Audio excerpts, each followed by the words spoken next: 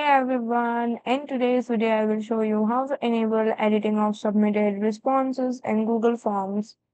So first open your Google Drive and from the top right side you will see the app launcher option. Scroll down until you find Google Forms. Once you find it, open it and you will see this kind of interface. Now you can select any of this form or you can also take the blank form. So after selecting your form, once you are inside, you will see the setting option at the top right side.